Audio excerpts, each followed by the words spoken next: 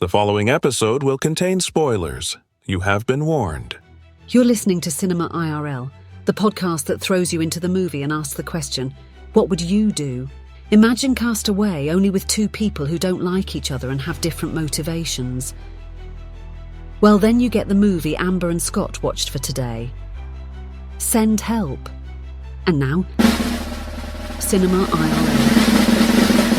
I wish I could switch places for just one day. What would you do? Put yourself in my shoes. How do we handle this? What would you do? Put yourself in my position.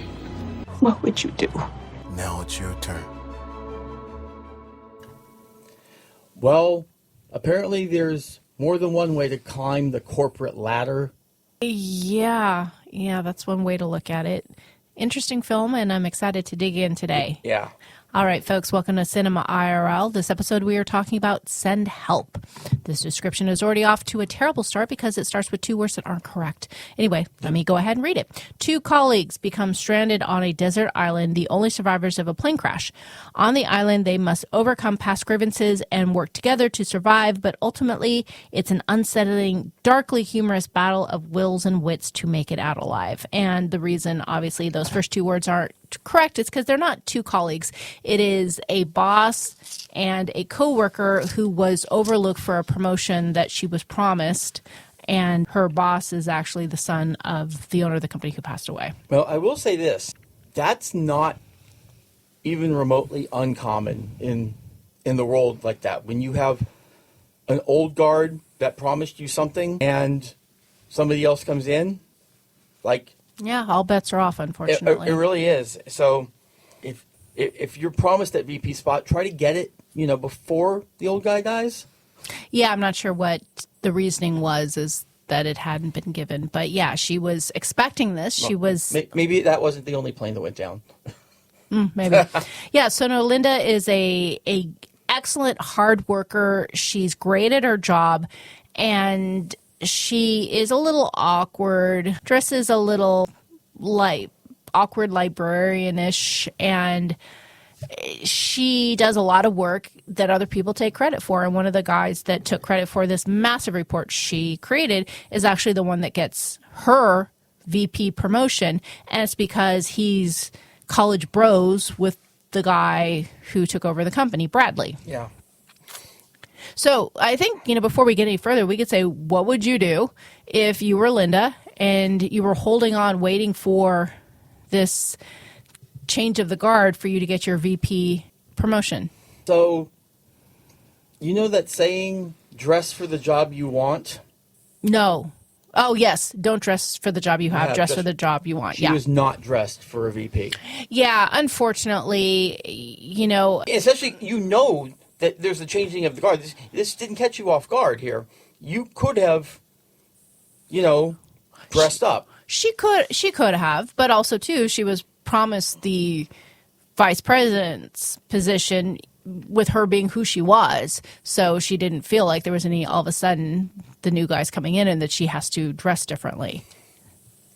I mean, yeah, but, again, new regime. But you know what? It didn't matter. She could have dressed impeccably. It didn't matter because the new boss, Bradley, was going to let in his golfing bro from college. So it really was irrelevant. Yes, I totally understand that. So what would you... At least give him less reason to say no. He's going to say no, but at least... Well, she didn't expect him to say no. She was fully expecting to get this job that she was promised. Even one of the workers who was guiding Bradley in his takeover says, well, Linda was promised this vice president role, and she was your father's right hand, and he counted on her all the time. So what would you do is you would dress better.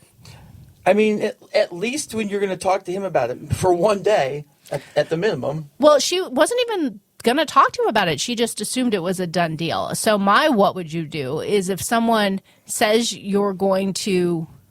and I actually, as I start to say this, we don't know how the father, who is the owner of the company, died. Maybe there was no reason for her to get something in writing or solidify it because maybe it was just when something happens, we're going to promote you, and the owner maybe just died prematurely or unexpectedly or something. So I don't know. It's there's a lot of handshake deals and a lot of assumptions, and a lot of people don't want to press to have things formally documented or written down because then it starts to feel uncomfortable for people. I get it, but yeah, unless pen's been put to paper or something like that, Well, it's not done until it's done. yeah, handshake deals aren't really handshake deals unless you got a lot of witnesses. Yeah, and even then, someone can change their mind. And the thing about Bradley, the guy who took over the company for his dad, he is the worst kind of jerk that everybody except for people like him will hate.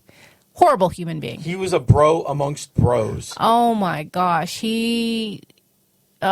I cannot think of enough bad words to describe Bradley. And the thing was, at a glance, he was charming and handsome and successful, and people would gravitate to him because of that, but he was a POS. I mean, he knew how to play the part. Like, he knew how he needed to look and how he needed to talk and everything to do his job. Did he actually know how to do the job? Probably not. Oh, yeah. When he was interviewing probably secretaries who were all, supermodel type women saying, are you willing to go above and beyond to service me? Oh, what a scumbag. So also, I just want to note from later in the movie, because this isn't much of a what would you do, when they're drunk and telling stories, he's talking about how his dad was just never there and he only lived with his mom. His dad died and gave him this position. That was clearly a lie. What do you mean? Never gave him anything. He gave him the position. Yeah, he made it sound like the dad was basically out of his life completely. When he died, he gave him the company. Well, did he, or did he just inherit it because he was the only sole inheritor, sole heir? I don't know. I didn't take a look at the will. They didn't show us the will in the movie. So anyway, Linda is overlooked. She is humiliated. And the guy who actually stole credit for her big report is the one who now is getting her promotion. And Bradley finds a way to push her out, saying, we'll have her do all this really hard work, and then we're going to ship her off to Bangkok. And so fast forward to the plane. All the bros are there, and Bradley's like, cocks on the plane, because they're all just the guys hanging out, having a good time. And there's Linda, who is most unwelcome and is made to feel most from these guys. Okay, before we actually get to the plane, I want another what would you do even earlier. When she hands over the report to that guy. Yeah, Donovan, I think it was. Donovan, yeah.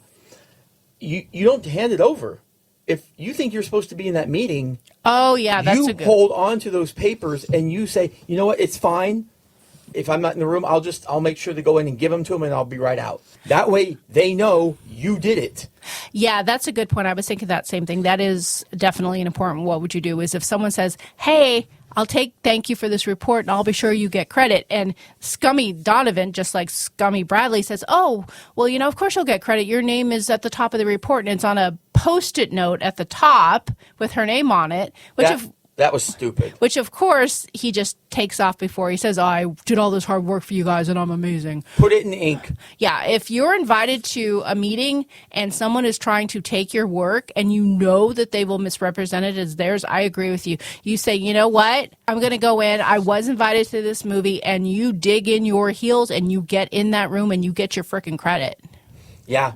I mean, again, if you're not really wanted to be there, at least be the one that comes in and hands off the report. Yeah, I worked on this, and let me know if you have any questions and whatnot. But the thing that makes Linda feel okay is thinking, again, she has this promotion. So it's a rotten thing, but it's okay because she's going to get promoted to vice president. Anyway, so back to the plane. So the cock's on the plane, Linda's there, and she is terribly unwanted, and she's there working on this report, doing all these things to save the company money and make everyone look great, and they're over there just BSing. And Donovan, the POS who takes credit for her report, finds a video that he shares with all the guys, and it is Linda's video application to be on the television show Survivor. Yeah, how the hell do you get that? I don't think those are usually just public on the internet. But two, here's the thing about Linda. Should they have been like this towards her? Absolutely not. Did she make it kind of easy? Yeah. Okay, this goes back to our conversation of the plague. So be sure to drop that in the show notes, the link back to the plague, because this is the same conversation. I don't want to necessarily go down the same route of you saying people who are different are being told to be, are inviting being picked on and bullied. Well, I mean... And as an adult, surrounded by other adults, any adult who thinks it's appropriate to bully someone because they're different needs to have their ass sat down in a school desk in 6th grade and stay there until they can grow the heck up. Oh, yeah, no, I'm not for a second saying what they did was okay. But I'm just saying don't give them so much ammunition. At least make them have to dig into things that are fake. Well, I don't think she gave them ammunition. He found a video. But, I mean, which even actually, before then, like the tuna fish... She ate tuna fish sandwich for lunch. Well, I mean, yeah, but she didn't wipe her mouth. Well, you don't wipe your mouth either. Yes, I do. The hell? You have tuna fish on your mouth right now. I can smell it. Boo. Anyway, so they are making fun of her and watching this video, which actually is pretty impressive. I thought it was pretty good for an application video because you have to do a lot to stick out because there's so many applicants for Survivor. And she's making things. She's strong. She's on the top of a mountain. I thought it was a pretty good video. And they are over there having the laugh of their lives of how ridiculous she is. And finally, she sees what they're doing. And at the same time she sees what they're doing, there is some problem with the plane. And one guy is sucked out of the plane. Hang on just a second. Before we go any further. Okay. Once again, I don't know something. So I want to make sure that I want to ask the intern, how do they submit videos to be on Survivor? Is it public or private? Applicants submit audition videos privately through the official CBS Survivor casting website. Well, I know in the past you submitted a private video, but also too in today's, I mean, think about when Survivor first started. It started in the year 2000 and the world was much different. I'm sure if someone goes through the effort of doing a video for Survivor these days, they probably put it on social media or YouTube or something. Yeah, so that's what I'm wondering, because I remember, well, I guess we don't know how long ago she applied, but she was sitting down to watch Survivor 47, so. Yeah. So one guy gets sucked out of the plane and Donovan, the jerk who stole her credit for her report, starts glomming onto her, trying to not get sucked out of the plane. But he's not just trying to hang on. He's saying, give me your seat, because she's actually buckled down safely. And the reason he's not is, number one, is because they were watching the video and standing up. But number two, Bradley says, oh, only sit down and buckle your seat if you're a wuss or something like that. So they didn't. So that's why they're not buckled into their seat. So he's saying, get out of your seat. Get out of your seat. What are you going to do? The second she undoes that belt, all three of you are going to get sucked out. Yeah, and it's really just the point of how self-absorbed these guys are. Like, what? Get out of your seat? You get sucked out of the plane and give me your seat? And, oh, okay, Donovan, yeah, let me give you your seat. All of these guys, their deaths was definitely an improvement to society as a whole. Yeah. But unfortunately, Bradley survives. Yeah, that was not good. So let's go back just for a second to Linda. So Donovan is holding on to her, and then another bro holds on to Donovan as they're trying to prevent being sucked out the opening in the plane now.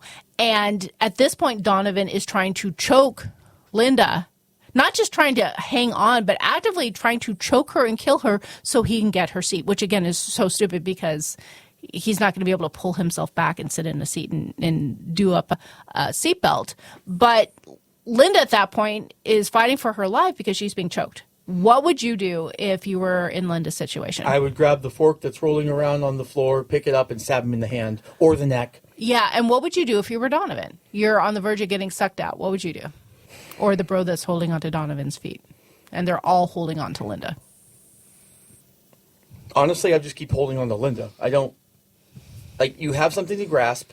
Yeah. Like, she's buckled in. Yeah. As long as you can maintain that grip, yeah, you're not going to get sucked out. Yeah, you really can't do anything different. What would you do? You can't do anything different. You can't let go of anything and just be like, I'm going to move my hand elsewhere to try and get in the seat or try and do this. You take one hand off and you're going to get sucked out the door.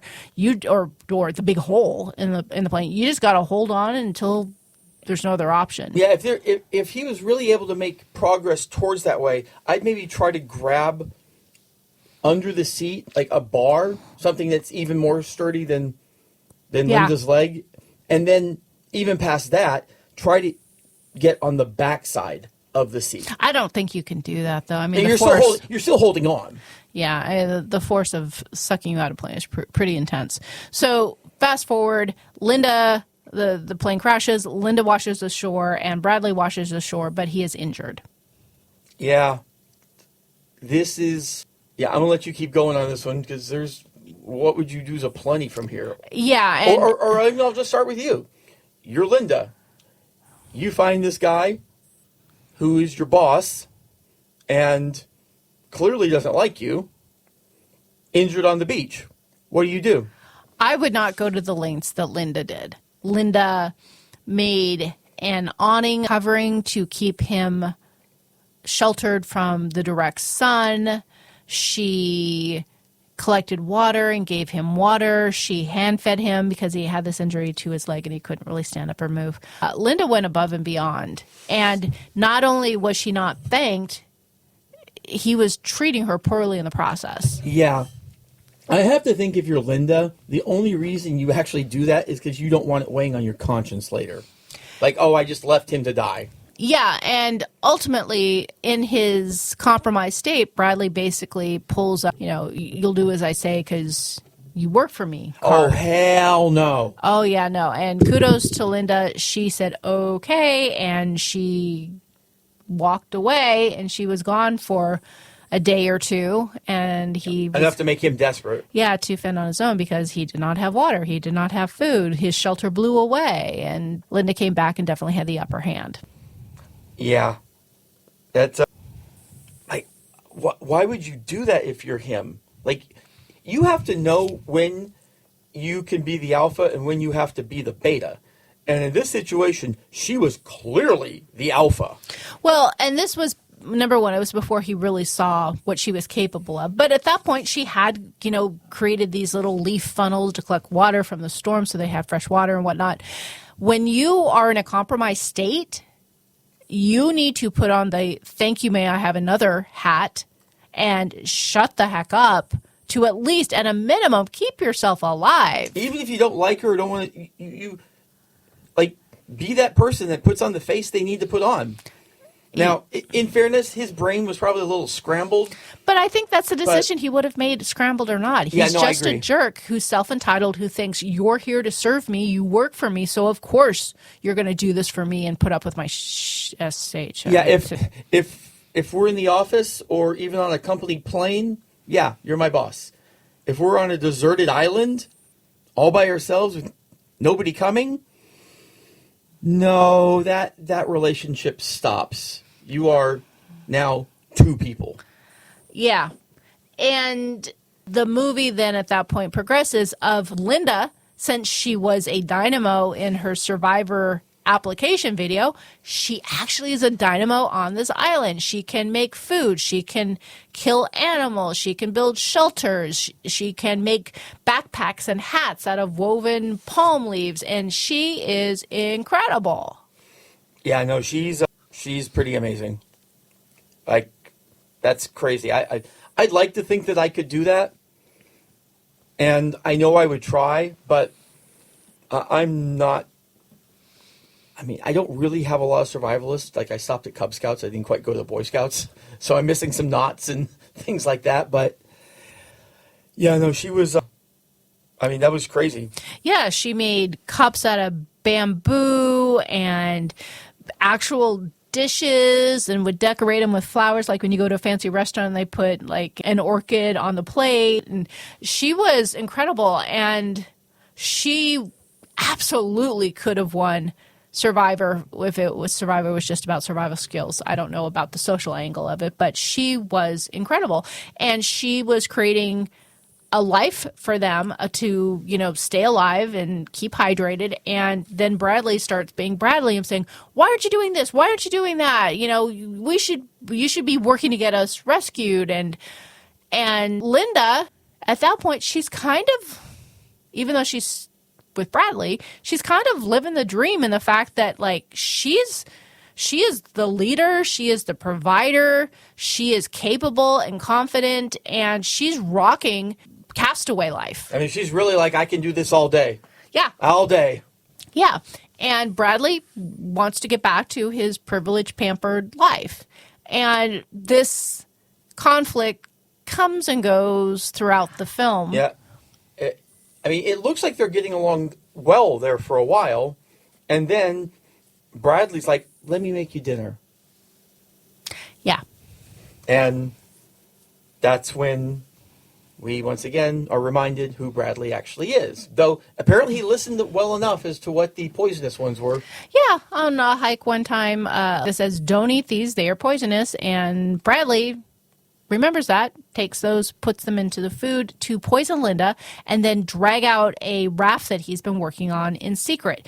Okay, so what would you do? How are you able to do that raft in secret? I mean, I guess if she's gone a long time, looking, hunting, whatever. Yeah, I mean, people's paths and patterns and whatnot. So what would you do if I was Bradley? If I'm a grown man and I want to go home, I'm going to say, I'm building a raft. I'm going to go home. Now, I don't know if he kept it a secret because he didn't want to take her or didn't want to build a bigger raft or what his thing was as to why he did that in secret. But if I was Bradley, what would I do? I would say, I'm building a raft.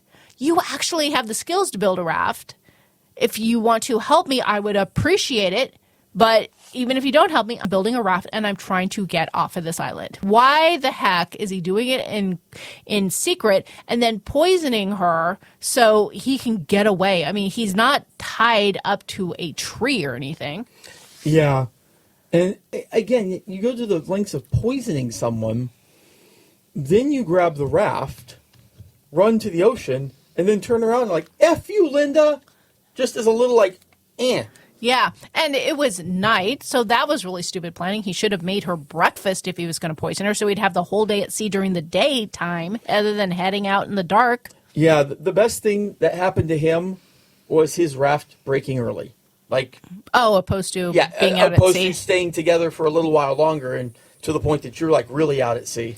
Yeah, and as you said, there's points here where it seems like they're getting along, and then Bradley is Bradley, and he is, at his core, just a bad human being. Yeah, so I'm going to tell you this right now. If I'm Linda at this point, I am not trusting this man. Oh, heck no. There is nothing. I would have trusted him up to this point. Maybe out of she does optimism. She does survive. She throws up repeatedly, and she does survive. Yeah, but when you try to poison me so you can escape and yell F you, there's nothing Bradley can do that is going to win me back at that point. Well, and to Linda's credit, she does try to put the fear of God into Bradley by then poisoning him back with some octopus that prevents him from moving or speaking, and basically says, I'm going to castrate you, and he can't move and he can't object. And there's blood spurting everywhere, but it turns out she is actually killing a rat, and that's where the blood's coming from. But basically say, next you mess with me again next time, this is really going to happen. That was a terrible mistake on her part. She should have actually cut the stuff off. No, she should have. If you're going to do that, you better kill him. Because it's now the poison back. Like, he now knows he can't trust her, and she should know that he would think he couldn't trust her. And at this point, she wants to teach him a lesson. That lesson's going to last as long as he's paralyzed. Yeah, so what would you do if you were Linda then? So this guy poisoned you. He winds up getting back to the island, and you know what he's capable of. What would you do if you were Linda? Well, I would not have helped him out of the water. Yeah. At all. I mean, at that point, you are 100% on your own. Yeah, because she does start giving him CPR because at this point he's been bounced around in the water with his broken raft. Though she did vomit on his face a lot. Yeah, no. That was nice, at least. Yeah.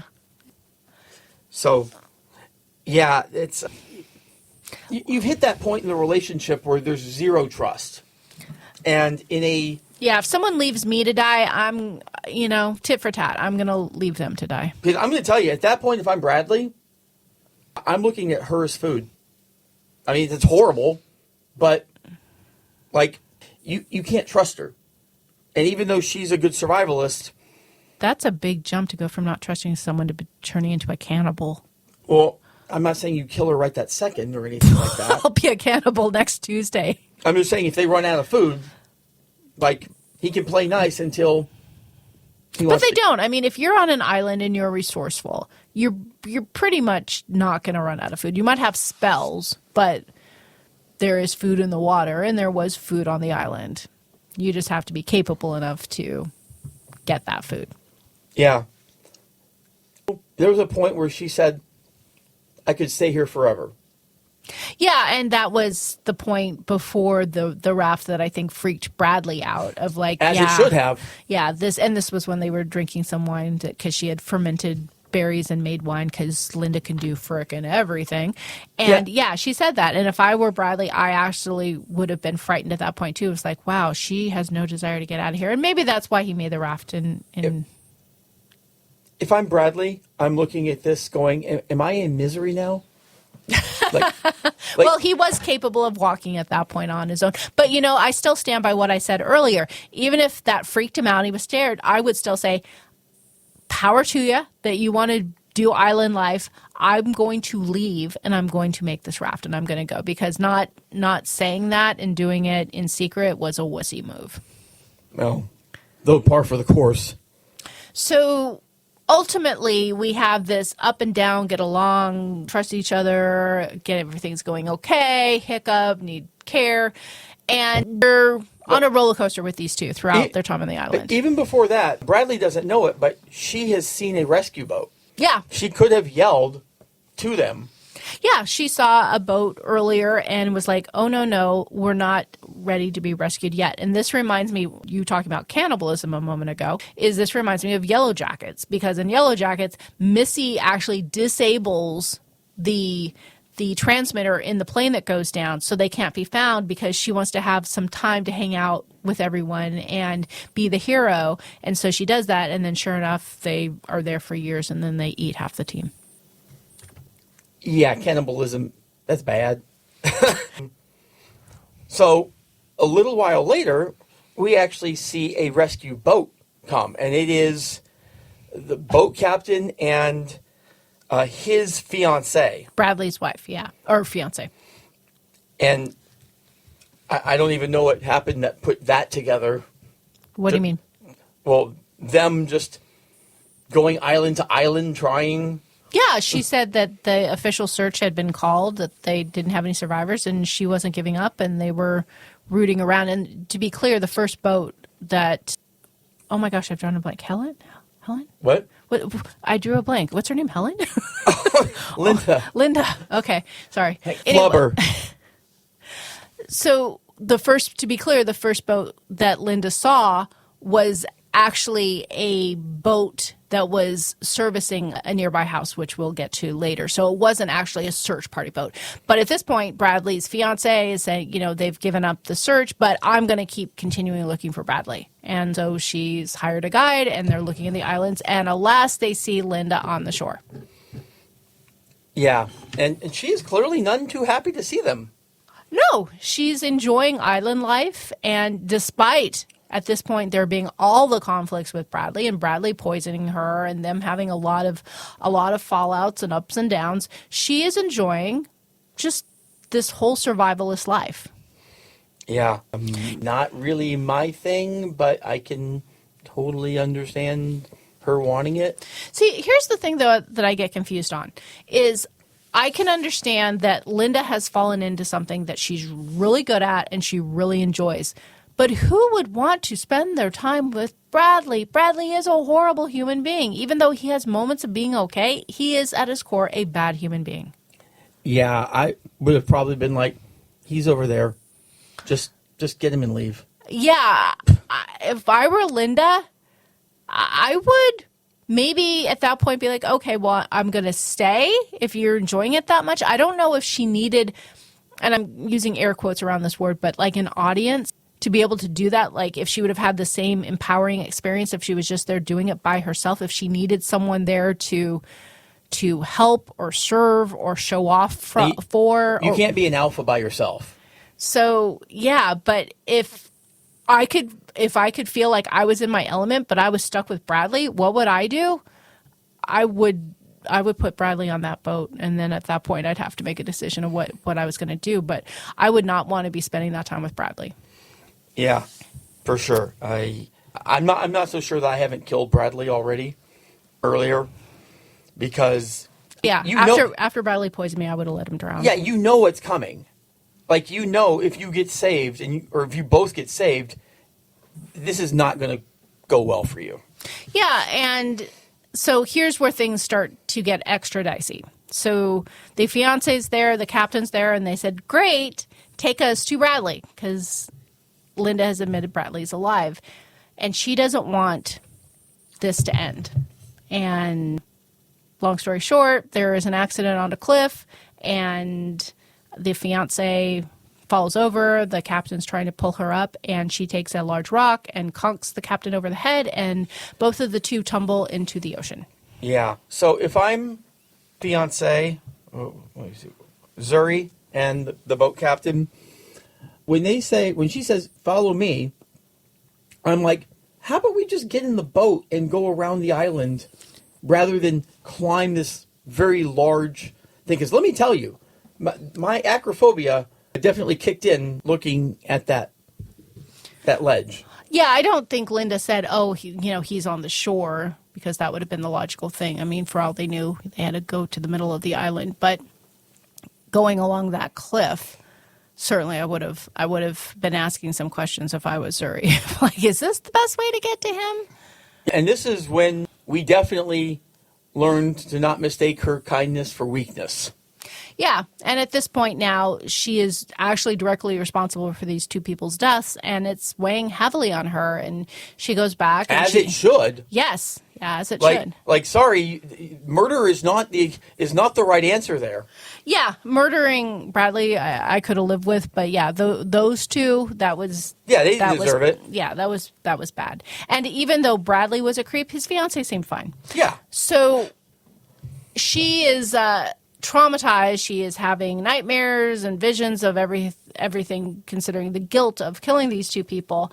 And during this time that she's kind of checked out, Bradley takes her knife, because she finds a knife that's supposedly washed up on shore, and she's been using this knife and sticking on this little knife sleeve that she made out of palm leaves, because that's what she does. Girl, what are you doing?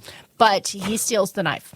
Why is that knife ever out of her possession? Well, she's laying down. I can understand wanting to get comfortable not having a knife digging up in your hip. You either have it on you or you hide it. You bury it. Yeah, actually, considering at that point she did the thing with the rat and the potential castration with Bradley. I would not leave a knife anywhere where he could get it, because he gets it. And at this point, fast forward. I want to make sure one thing's clear. Every time that Bradley begs to be back in her good graces, that's exactly what I would do if I were a POS like Bradley. Yeah, Bradley is doing what you and I always say you should do if you're kidnapped or apprehended or whatever. You do and say whatever the heck you have to do and say to survive. And that's what he's doing, is I was wrong, you're right, you're amazing, when the times where he needs her. And... the dude is definitely a Class A manipulator. Oh, it's a terrible human being. Terrible, terrible. So going forward a little bit, apparently Zuri washes up on the beach, and her hand is sticking out of the sand with her gigantic diamond ring. Listen, I love this movie. Come on. How is she going to be buried just up to the hand? Yeah, her hand is actually sticking up straight, a little bit of her forearm standing up straight. And yeah, I was thinking that too. It's like, wow, it's possible with sand, but it's like, why would you do that? That would take a long time to get her to that level. Yeah. Yeah. So at this point, Bradley, and I don't know if this is completely justified, but he goes back to camp, and at this point he has the knife, and he's basically saying, "You killed Zuri." I don't know why he would jump to that. I do. 100%. 100%. Because I mean, accusing someone Linda- of murder, that's a big thing. Linda knew where Bradley was, and Bradley knew that. So he knew that Bradley was on the shore. So if she's actually trying to do rescue, they get in the boat and they swing around over to where he is rather than take him up a cliff. There was no reason that she would have to do that. So by virtue of the fact that they were dead, because if they hadn't found her, they would have circled the whole island and they would have eventually found him. Okay, that's a whole lot of words that I didn't really follow, but you obviously don't see that being a problem. The motive is that she didn't want to leave. Is clear. I mean, she's given evidence that she didn't want to leave, and now there's dead people. Well, he only knows about his fiance. He doesn't know about the ship captain. So at this point, all bets are off. Bradley wants to murder Linda because Linda murdered his fiance. And they have an all-out brawl in the forest, stabbing, punching, kicking, choking. Yeah. Eye poking gouging. out eyes. Yeah. And so what would you do if you were Bradley? And you had found your fiance's hand sticking out of the sand with the diamond ring. Well, I'm not doing what he did, which is just go and let her know, hey, I know what happened. Like, that's kind of like the evil person telling their plot to their victims right before they're going to do it, and then it gets spoiled. So you're going to do the dish, is a dish best served cold? Well, here's what you have to figure at this point. Like, she's obviously willing to go to great lengths to not be found. And you have to kind of just put that knowledge in your brain. Okay, so here's what I would do if I was Bradley.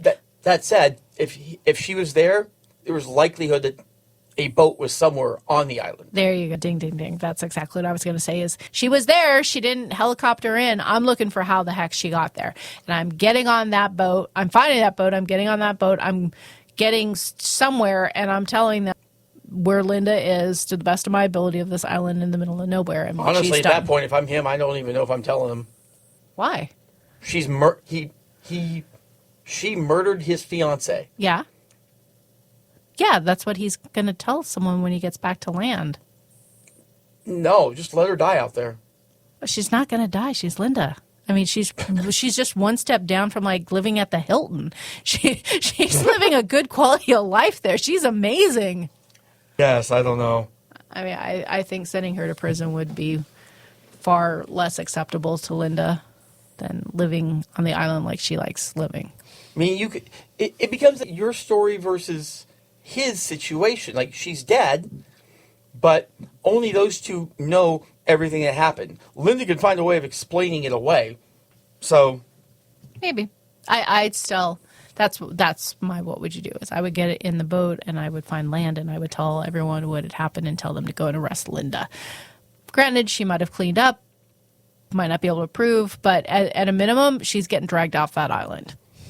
Yeah, and so near the end here, he's running towards the poisonous vines and yeah, there's an everything. area of the island where Linda said, "Oh, everything there's prickly. You don't want to go to this side of the island. It's dangerous, and don't go there." So. He goes running there, and we're thinking, oh, he's going to get stuck in this dangerous part of the forest, and he finds I have no idea what the house would be worth because they probably own the entire island, but it's a house. Those people who could have rescued were people who were there to service the house. Though, if the owners weren't coming around anytime soon... Why did they put out fruit? Yes. Yes, that bothered me too. So yes, it turns out that the first boat that Linda saw was actually caretakers for the house that was delivering some supplies for the house, and she followed it. She saw the code being used to get in the house. That's where she got the knife. It didn't wash ashore, and she's been aware that this house was there the entire time, which is why she told Bradley, there's sticky bushes there, and it's dangerous. You don't want to go there, so he would not see the house. Yeah, at this point, Linda has descended into I mean, definitely some realm of evil herself at this point, because Well, yeah, I think once you kill someone, you're fully descended. because she left that one door open for Bradley to come in. Okay, so Bradley sees this house. He runs in this house, and Linda knows the house is there, so she goes there, and she's talking to him through the security system. Okay, go where you Yeah, go. but again, she could have just locked everything, but she wanted him to come in. Like at this point, she is just like, nah, I'm just going to screw with you.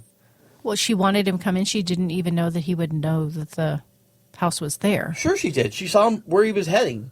She knew that if he just kept going that way, he was going to see the house. So she let that sliding door still be unlocked. Oh, you're saying she somehow got ahead of him? I mean, she's not locking the house. She's on an island.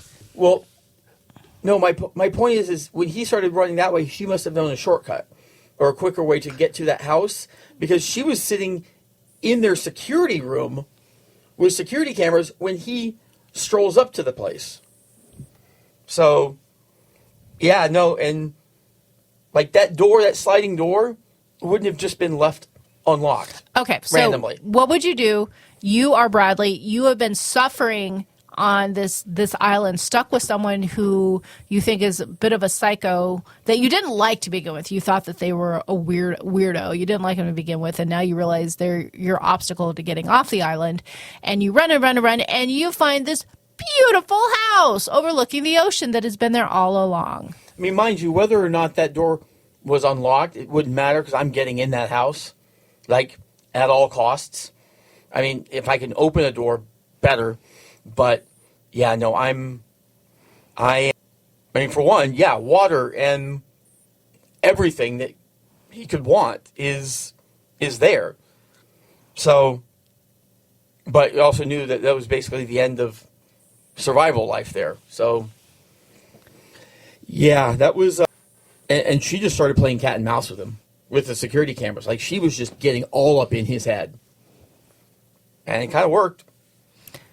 Yeah, and while Bradley is wandering around this very nice home, he finds some art that has some horns and pokey things on it and breaks one off, and he's going to get Linda, and Linda has a gun at this point. So they have a standoff, and he's standing there with this hidden weapon, and she's standing there with a gun pointed at him, and Bradley's and says basically like, I love you. I'm better now. I now see the light. Like after they just had this knockdown, drag out, brutal throwdown in the forest, and her eye is all bloody and he's been stabbed, but saying, I'm a better person now and I see the light and how could I ever doubt you and I love you. And she says back, I love you too. What would I do? When he said I love you, I would have shot him in the face. So here was the thing at this point. I think she was just really, really enjoying just this groveling, like he is debasing himself in every way in front of her. And after all they had been through, I'm sure she was happy to hear all of that. Yes, I probably would have pulled the trigger about that time too, because that's the I love you in that scenario. That's the grand finale. That's you're not going to do anything to really endear yourself much more past that. Yeah, within the hour of him trying to actually poke out her eye with his finger and her stabbing him, there's obviously no sincerity there. So Linda, I don't know if she's just beaten down or if she's hopeful or just, I don't know what Linda's reasoning is, but she says, I love you back. She lets down her guard, and he grabs the gun and points it at her, and it backfires. And well, see, that's or it doesn't backfire; it doesn't shoot. See, that's the thing. Like, are you playing checkers or chess at this point? Because you're now holding him at bay with an unloaded gun. So if he tries to lunge or anything at you, like, you don't have much other than to use the gun as a physical weapon, which, mind you, it's a shotgun. He could have, but man, I don't know if I would have gone with the gun if it was unloaded. But obviously, I don't know what she was thinking. Like, at this point, you have to kill him. Like, you have to kill him. So, and fortunately, she does, with a golf club into the head. And praise be, hallelujah, Bradley has finally bitten the dust. yeah, he died doing what he loved most. Yep. Golfing. Four. So this was a really fun movie with a lot of what would you do's. What would you do, our final what would you do, if you were Linda and at that point you had clobbered Bradley in the head with a golf club? I would clean. Yeah. I would definitely clean. I was thinking that too, is you would have to leave that house really spotless. But I have to assume at that point she got on the boat and she left, because then the last bit of it is we see her that she is cleaned up and she is pretty and she's actually a golfer now and she's written a book and happy ending. And she got the life that Bradley would have had. Yeah. I mean, I don't know. It almost seemed like she took over the company, but maybe not. They definitely didn't say that. But No, they did not. She was definitely living the good life at that point. And you know what? I mean, this is kind of one of those things where, like, we talk about the good guy or the bad guy winning. Near the end, we just had two bad guys, and one of them's going to win. And I will say, of the bad guys, she was the less bad guy. Even though she was the murderer, I still have her as the less bad guy, because she's at least a genuine person and not a POS. We hope you enjoyed our episode. Thank you for listening. And to catch all the new episodes, please subscribe. We release 2 to 3 episodes weekly, so we'll have new content regularly. Until next time.